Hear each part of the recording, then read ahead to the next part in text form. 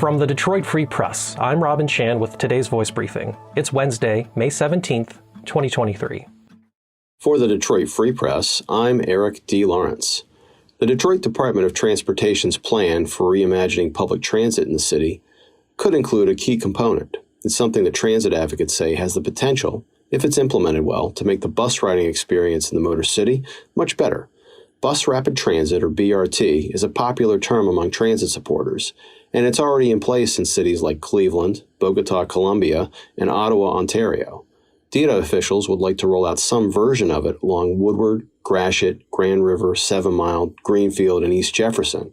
At its best, BRT is able to transport lots of people in a metro area quickly and reliably without the same upfront cost as a comparable rail network. It involves dedicated bus infrastructure and more frequent service. Think of a subway, only above ground. Whether Detroit's BRT version, being discussed as part of its DDOT reimagined draft plan, would be true BRT could be up for debate, however. BRT typically relies on dedicated transit lanes, traffic signal prioritization, and prepaid and platform-level boarding to make the service faster. But fully dedicated lanes along busy stretches tend to be a tough sell, so DDOT is likely to pursue something more modest on that front. Still, transit riders and advocates say any measurable improvement will be positive.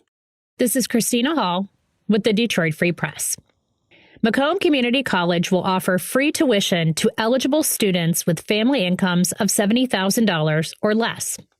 College President Jim Sawyer says the Macomb Tuition Advantage program is a way to reduce financial barriers for some students, incentivize completion, and increase graduation rates. The program is open to those already attending Macomb Community College or those who plan to start studying there in the fall and are pursuing an associate degree program. The person's family income must be $70,000 or less, with assets of $50,000 or less. The person must be a registered student at the college and have completed the free application for Federal Student Aid or FAFSA form. Students must be enrolled full-time and maintain a 2.0 grade point average. The program is renewable for up to 3 academic years, according to the college. Federal and state grants the student is eligible for will be applied first, with the community college's program covering the remainder of tuition and fees owed. Sawyer says the vast majority of students at the college are from Macomb County. About half of the nearly 15,000 current students would have qualified under the financial requirements of the new program. Sawyer says the Macomb Community College Foundation made a commitment to provide the funds to support the program. He says no general funds from the college will be used. Other colleges and universities in Michigan offer free tuition or tuition support to those who are eligible, including Wayne State University in Detroit. Reporting for the Detroit Free Press, I'm Mariam Marini. Detroit Free Press reporter and assistant editor Christine McDonald was named Journalist of the Year by the Detroit chapter of the Society of Professional Journalists. McDonald was recognized for her work uncovering the shortcomings plaguing the Wayne County Juvenile Detention Center.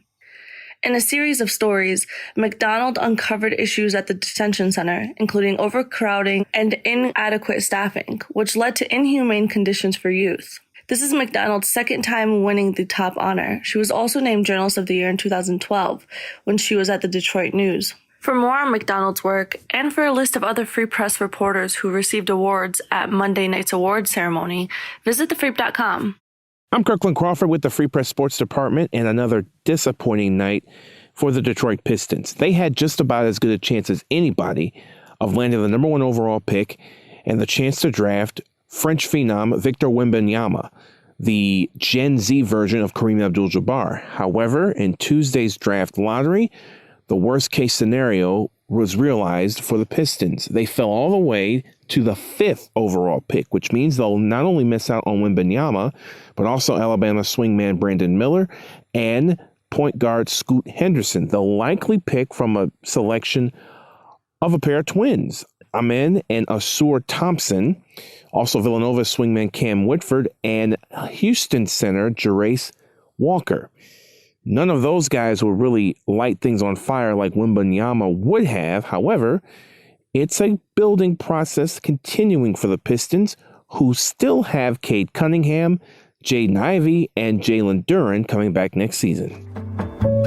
Find more from the Detroit Free Press by visiting freep.com. That's freep.com. Thanks for listening, and you'll hear more from us tomorrow.